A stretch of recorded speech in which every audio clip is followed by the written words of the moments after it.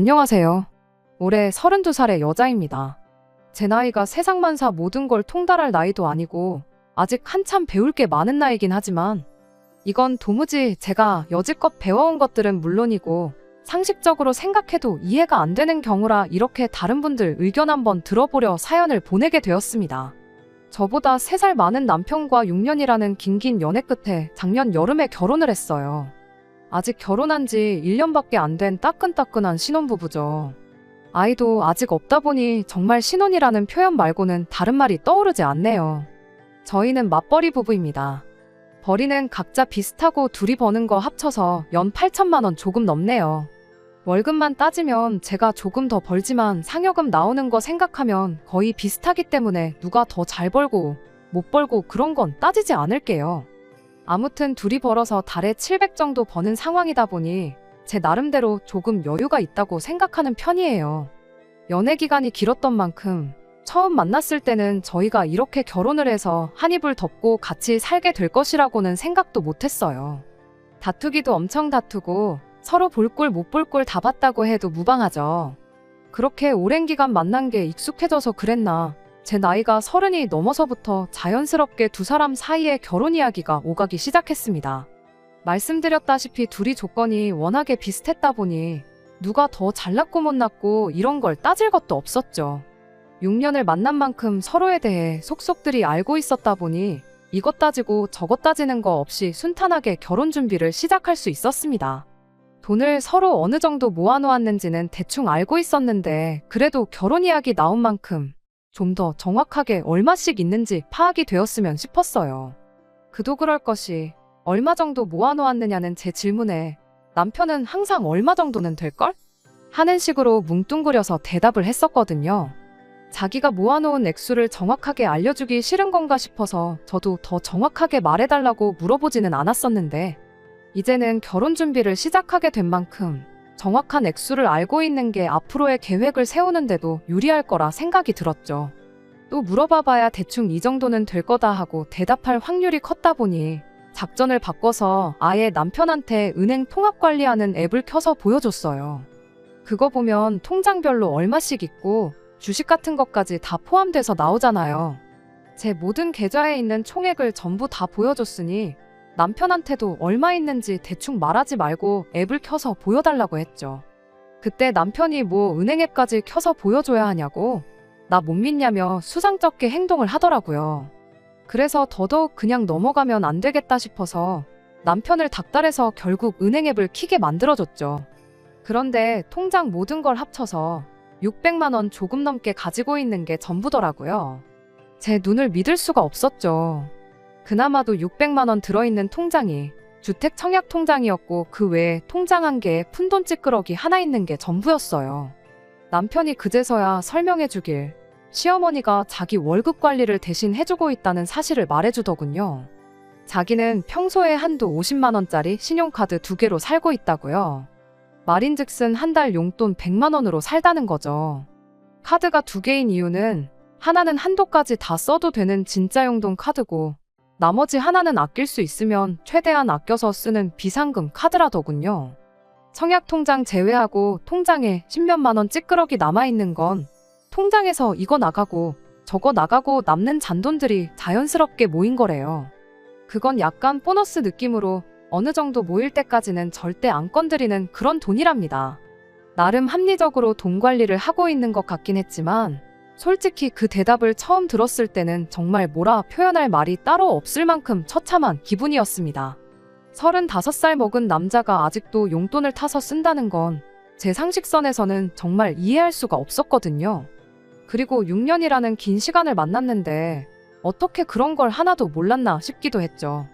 오래 만난 만큼 속속들이 이 사람을 알고 있어서 이젠 내 가족같이 익숙하고 편해서 결혼을 결심한 이유도 큰데 이미 시작부터 내가 이 사람의 모든 걸 알고 있는 게 아니었구나 하는 생각이 드니 그것도 기분이 참 그랬어요. 그때 남편한테 어떻게 그 나이에 아직도 엄마한테 돈을 맡기는 사람은 처음 봤다고 했는데 남편은 그걸 제가 마마보이라고 하는 거라 생각했는지 격한 반응을 보여왔습니다. 자기가 마마보이라서 엄마한테 돈을 맡긴 게 아니라고요. 원래 직장생활 처음 시작했을 때는 직접 돈을 관리했다고 합니다. 그런데 자기가 씀씀이가 엄청 큰 편이다 보니 그때는 저축이라는 거 따로 하는 거 없이 그냥 월급이 들어오면 들어오는 대로 쓰기 바빴답니다. 나중 가선 당시 취직 안 한 친구들 물주노릇까지 하면서 없는 술자리 일부러 만들어서 안 써도 되는 돈을 쓰고 올 만큼 과소비가 심했다네요. 그러다 나중에 가선 월급이 통장에 들어오자마자 카드값으로 남김없이 빠져나가는 지경에 이르렀고, 그런데 그 와중에 또 쓰던 버릇이 있다 보니 신용카드로 현금 서비스까지 받아가며 돈을 펑펑 써댔답니다.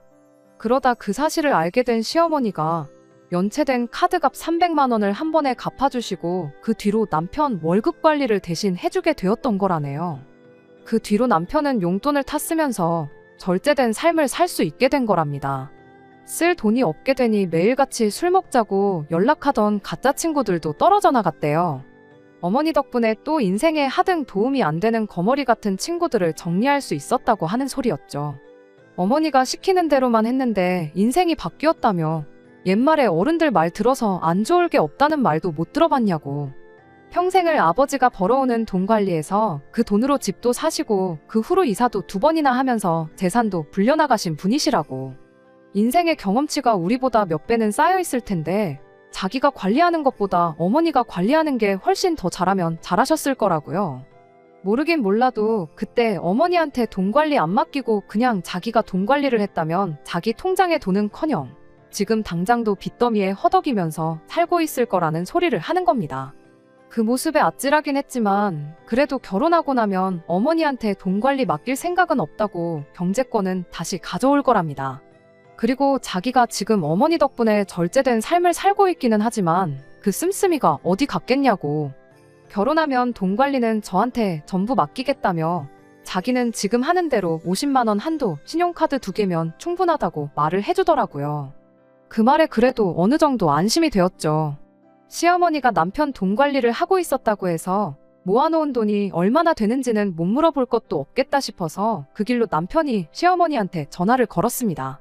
시어머니가 전화를 받자마자 남편이 앞뒤 상황 없이 대번에 내 돈 얼마나 있냐고 물어봤어요. 그런데 돌아온 시어머니 대답이 얼마 있다고 대답해주면 되는 걸 네 돈은 왜 갑자기 물어보느냐 였습니다. 결혼 준비하는데 신혼집 알아봐야 하니까 서로 얼마나 있는지 미리 알아놓아야 하니까 그러는 거라고 이유를 나중에 설명해줬어요. 액수만 알려주면 끝나는 걸 가지고 시어머니는 걔는 뭐 그런 걸 물어본다냐 하면서 대답을 피하는 식이었습니다. 그러더니 난데없이 전화를 저한테 바꿔보라 하시더군요. 그러더니 역으로 저한테 질문을 하시더군요. 그러는 너는 얼마나 모아놓았냐는 식이었죠. 이미 남편한테도 보여줬던 돈이다 보니 시어머니라고 꼭 숨길 이유도 없겠다 싶어서 정확하게 말씀드렸어요. 현금으로 가지고 있는 게 2천, 적금으로 5천 있고 주식으로 가지고 있는 게 또 5천 정도 된다고요. 그랬더니 나이도 어린 게 주식을 한다면서 당신이 주식 같은 거 해서 돈 버는 사람을 단 한 명을 못 봤다며 저보고 당장 주식부터 정리를 하라고 훈수를 하시더라고요. 그러면서 갑자기 돈 관리를 하는 방법에 대해 열변을 토하시는데 그냥 얼마 있는지만 알려주시면 될걸. 왜 이렇게 말이 많으신가 싶었습니다. 그냥 영혼 없이 네 하면서 대답하고 있었는데 그게 또 시어머니 심기를 건드렸는가 봐요. 주절주절 돈 주고도 못 배운다는 시어머니의 돈관리 비법에 대해서 열변을 토하시다가 난데없이 저한테 성질을 내기 시작했거든요. 난데없이 아직 양가 상견례도 안 하지 않았냐. 어른들끼리 말도 나누지 않았는데 벌써부터 돈이 얼마나 있는지 그런 거 알아보는 거 그거 예의가 아니다 하면서 네 모은 돈보다 많이 모아놓았으니 쓸데없는 걱정 말아라 하면서 결국 액수는 끝까지 말을 안 해주고 그렇게 전화를 끊어버렸어요. 제가 모은 것보다 많이 모아놓았다는 게 사실 반쪽짜리 답변이나 마찬가지잖아요. 그저 본격적인 준비를 시작하기 전에 미리 좀 알고 싶어서 그러는 건데 이걸 가지고 난데없이 잔소리까지 들어야 하나 싶었습니다. 그래도 최대한 좋게 생각하기로 했어요. 시어머니가 왜 그렇게까지 저한테 성질을 낸 건지 좀 더 생각해봤다면 참 좋았겠지만 이미 지나간 일, 이제 와서 후회해서 뭐 하겠나요. 그때는 그저 제 돈보다 많이 모아놓으셨다는 그 말을 믿는 수밖에 없었죠. 남편이 모아놓은 돈을 제가 모아놓은 돈과 똑같은 액수라고 가정하면 나중에 정확한 금액을 알게 되었을 때 미리 예산 잡아놓은 것보다 단돈 10,000원이라도 더 많은 거잖아요.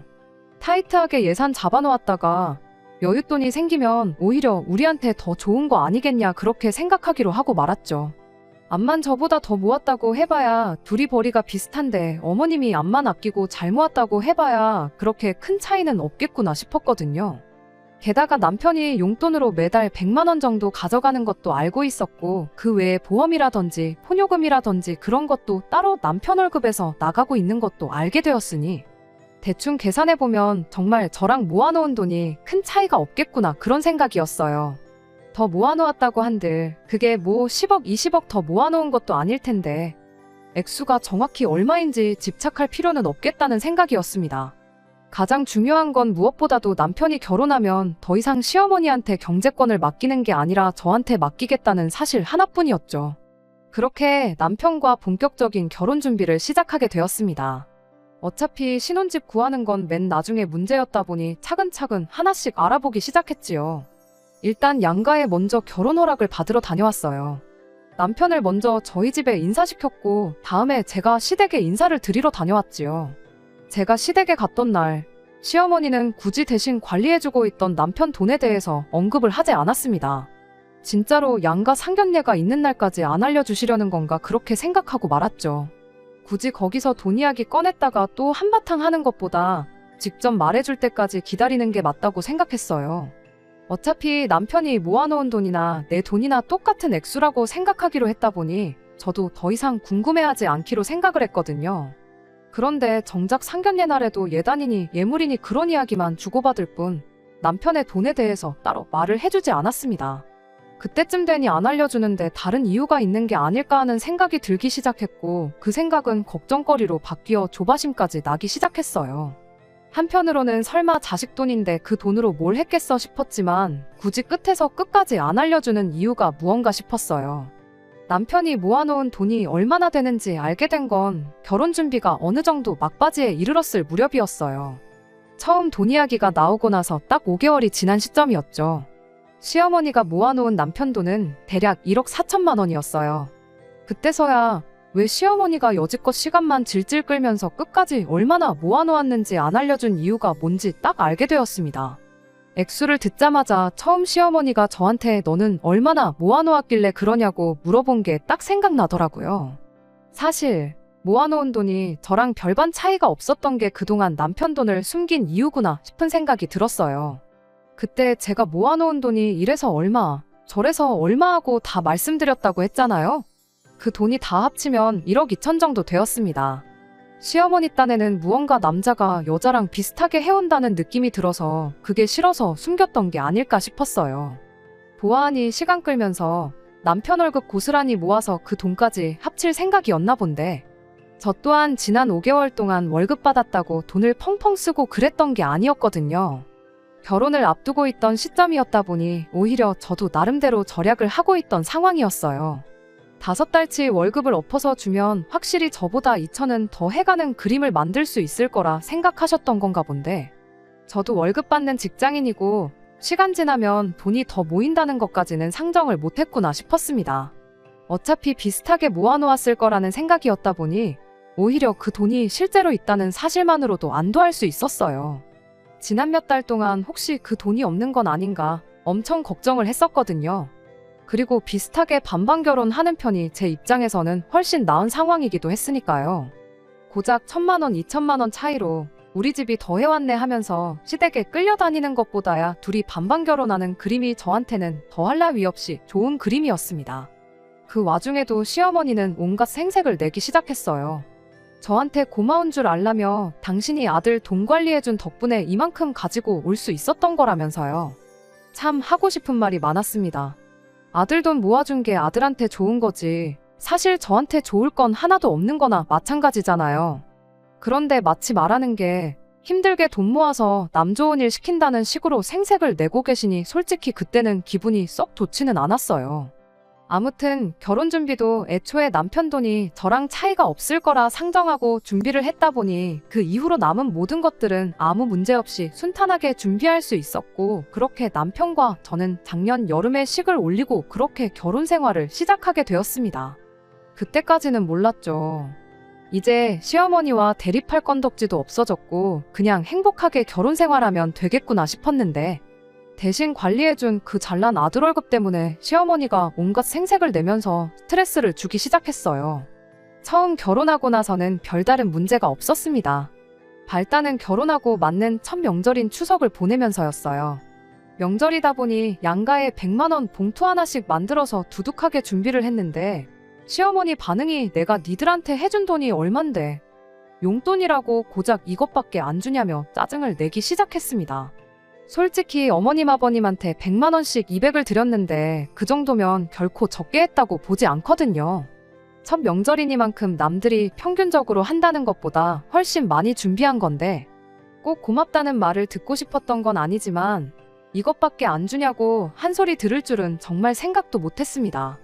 심지어 남편이 여지껏 직장 생활하면서 벌어온 월급을 모아주기만 하셨을 뿐인데 그 돈이 마치 당신이 저희 결혼할 때 얼마 큰 돈 해준 것처럼 말까지 하는 게 어이가 없었어요. 저도 500만 원 정도 덜 해오긴 했지만 따지고 보면 똑같이 해온 건데 굳이 시어머니가 그렇게 우겨댄다고 해서 시어머니 요구를 들어줄 필요도 없었죠. 그런데 그런 식으로 시어머니와 불화가 계속되니 결국엔 남편이 버티지 못하고 중재안을 꺼내더군요. 그럴 게 아니고 그냥 매달 어머님한테 용돈으로나마 30만 원 정도 보내드리면 어떻겠느냐고요. 그리고 명절이나 생신 때 드리기로 했던 돈도 100만 원씩이 아니라 남들 주는 만큼만 줄이기로 하고요. 시아버지는 용돈 그런 거 따지는 분이 아니시니 매달 보내드리는 30만 원에 당신 목도 포함돼 있다고 생각하실 거라고 그렇게 해서 총액을 따지고 보면 결과적으로 시어머니 용돈이라고 나가는 돈이 특별한 날이라고 100만 원씩 드리는 거랑 비교해보면 조금 더 드리긴 하겠지만 그게 당장 우리 가게에 큰 타격을 주는 것도 아니지 않냐며 저를 설득해왔어요. 제 생각에도 나름 합리적인 방안이라고 생각해서 그러기로 했죠. 그런데 또 그 다음번 명절인 설이 돼서 그때는 또 저번엔 100만 원을 주더니 이번에는 절반도 안 되는 돈을 용돈이라고 가지고 왔냐면서 엄청나게 성질을 부려대셨죠. 그때는 잔소리 하시는 거 그냥 한 귀로 듣고 한 귀로 흘렸는데 몇 달 전 어버이날에 남편이 또 잔소리 들을 수도 있는데 이번엔 그냥 100만 원을 드리는 게 어떻겠냐고 물어오더군요. 해주고도 욕먹는 게 싫어서 결국 그렇게 하기로 했는데 얼마 전 시어머니가 내가 뭐 애들도 아니고 한 달에 용돈이 30만 원이 뭐냐며 못해도 100만 원씩은 받아야겠다는 연락을 해왔습니다. 당신이 아들 대학 다닐 때도 용돈을 그것보다는 많이 줬다면서 요즘 물가가 미쳐 날뛰는데 30만 원 가지고 뭐 어디다 쓰냐고 그걸 돈이라고 주냐면서 말이죠. 그 자식 씀씀이의 당신 아니었으면 애인한테 뭐 사다 바치고 친구들 술 사주고 그런다고 1억 4천은커녕 4천만 원도 못 모았을 거라고 뭐라 하시는데 남편이 회사 생활 시작하고 처음 연애한 게 저였는데 차라리 애인한테 뭐라도 사다 바치고 그래서 모아놓은 돈이 없었다면 당장 저한테 그만큼 뭐라도 남아있었지 않았겠나요? 정말 어이가 없었죠. 상대할 가치도 없는 시어머니 요구에 저는 뭐라고 말도 제대로 안 나오는데 남편은 그러지 말고 그냥 그 돈 드리잡니다.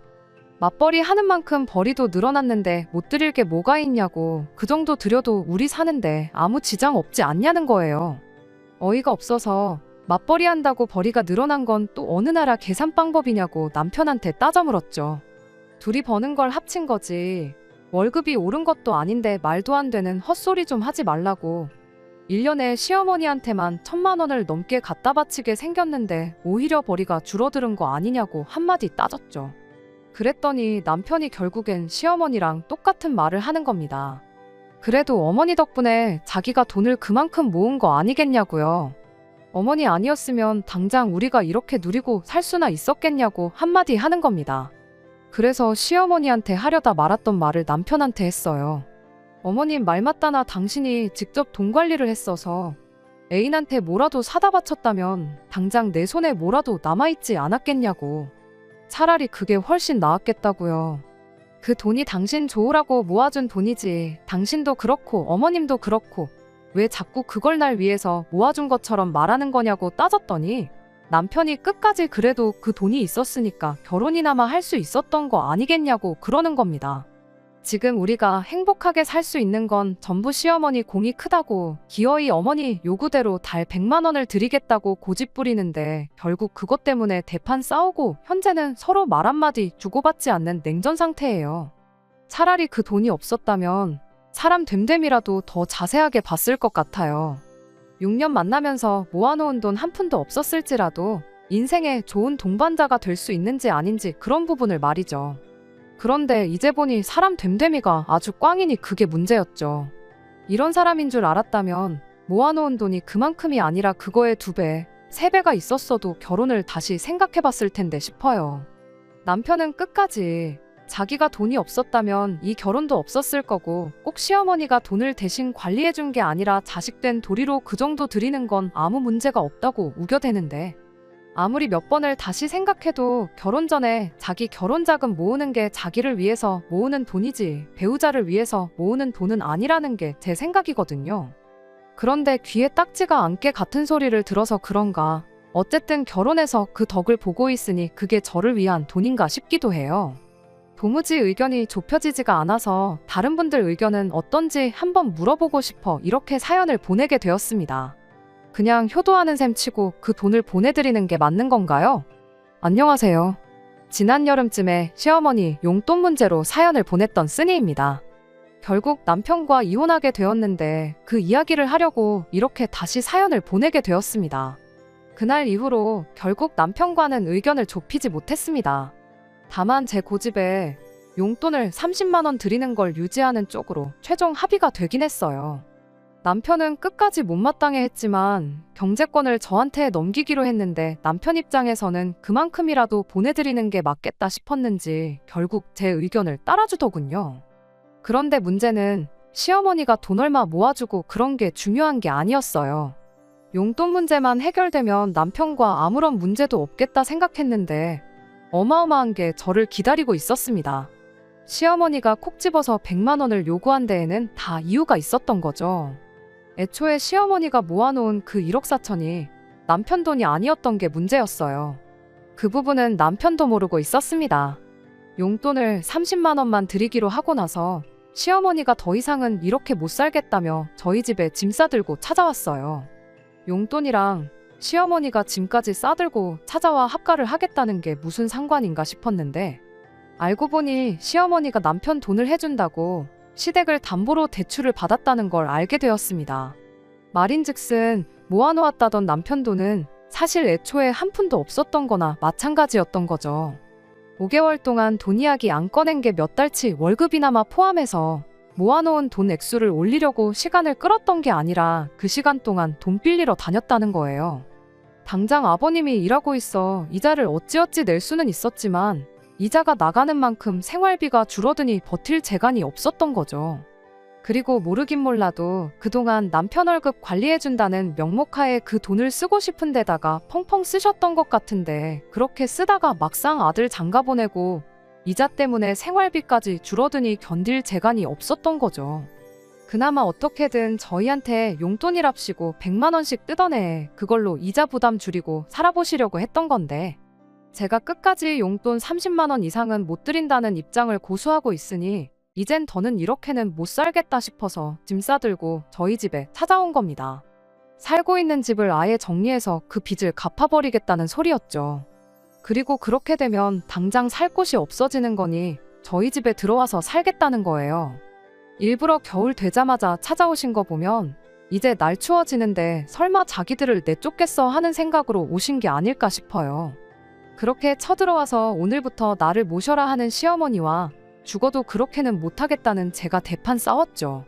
경비실에서까지 찾아와 주변 이웃들한테 항의 전화가 빗발친다며 저희를 뜯어말렸고, 그래도 상황이 나아지지 않았죠.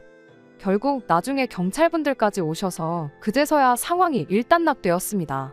당장 집을 팔고 빚을 청산해서 찾아온 게 아니었다 보니 시어머니는 짐 싸들고 온 것만 두고 몸만 집으로 돌아가셨어요.